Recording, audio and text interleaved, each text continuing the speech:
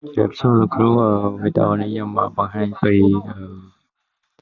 comment là phảiประกาศfolder ให้หนึ่งประกาศไป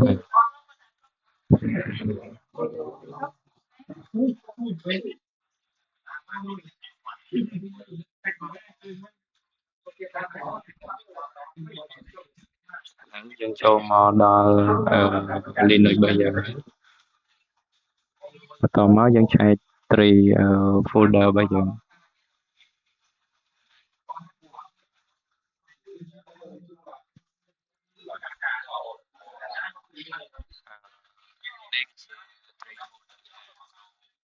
tất cả hệ thống miền 32 folder ทั้ง